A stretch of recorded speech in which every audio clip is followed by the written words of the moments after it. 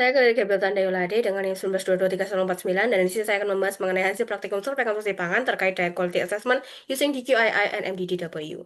Jadi kita tahu bahwa nutritional assessment adalah serangkaian prosedur yang melibatkan interpretasi informasi dari biomarker diet dan gizi serta studi antropometri dan klinis. Salah satunya terkait diet adalah metode survei konsumsi pangan yang penting dipahami, misalnya metode penilaian kualitas diet. Jadi ada beberapa cara metode penilaian kualitas diet, misalnya DQII atau Diet Quality Index Internasional, yang disusun untuk pemantauan dan eksplorasi global kualitas diet di berbagai negara. Kategori utama komponen indeks ini adalah variasi, kecukupan, moderasi, dan keseimbangan keseluruhan. Dan jika ditelaah dari penelitian pengembangan alat ini oleh Kim et al. Di tahun 2003, ada beberapa kekurangan yang mana karena alat ini menggunakan basis dari tripit atau 24 hours per recall, sehingga variasi makanan dapat termisklasifikasi, serta ada beberapa aspek penting dari diet yang tidak dapat dimasukkan karena ada keterbatasan ketersediaan data, dan estimasi sangatlah dipengaruhi apabila data komposisi makanan tidak lengkap. Akan tetapi, kelebihan dari metode ini adalah sensitivitasnya yang tinggi terhadap berbagai isu resiko nutrisi dan kemampuannya untuk diadaptasi menyelesaikan standar lokal.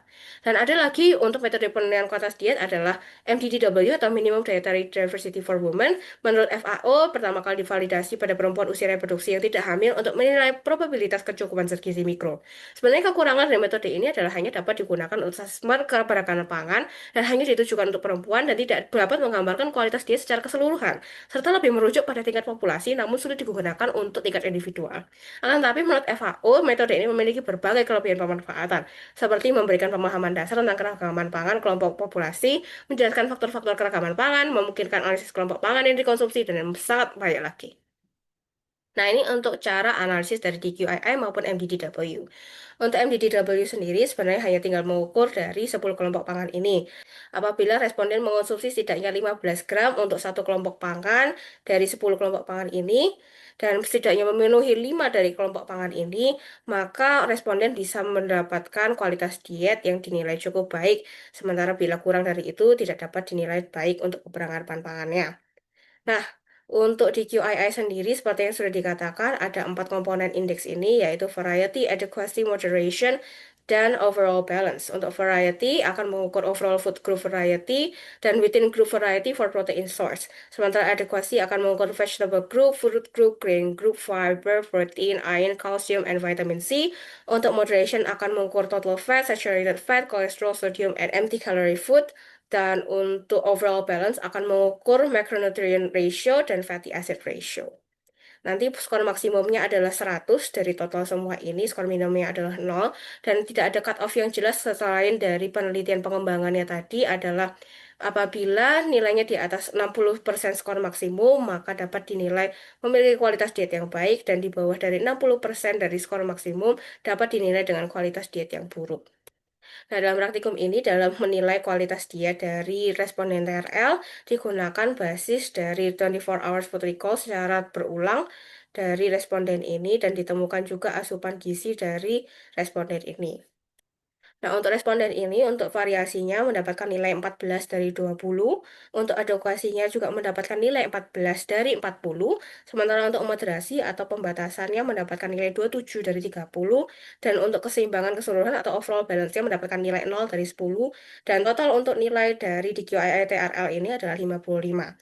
Dari aspek keberagamannya sebenarnya bisa dinilai cukup baik karena berada di atas 60% skor maksimum, tetapi untuk adekuasinya hanya 14 dari maksimum skor 40, jadi ada di bawah 60% skor maksimum, sehingga dapat dinilai buruk dan sangat perlu diperbaiki kecukupannya.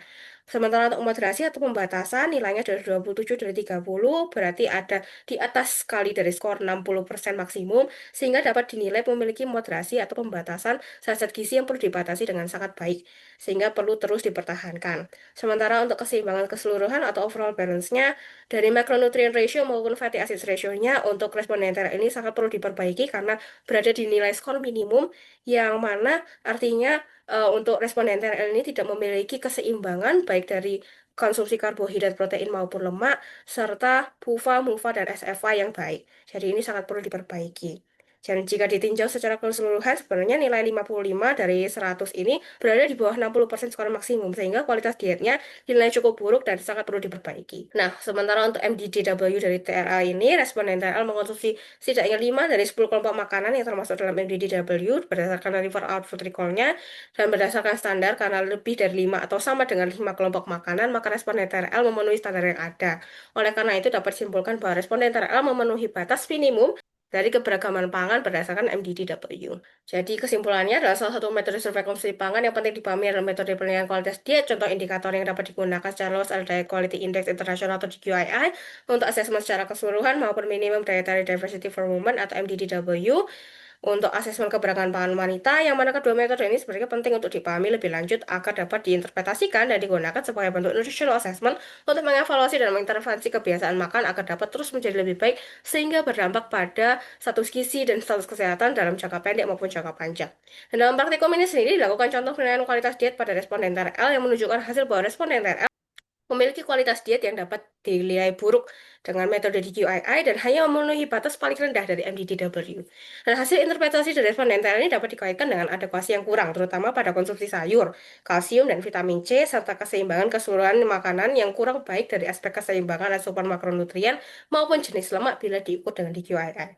Dan tidak adanya konsumsi kelompok pangan sayur, susu, dan produk turunannya dan kacang-kacangan menurut MDDW juga membuat interpretasinya dinilai buruk atau hanya memenuhi batas minimum dari MDDW.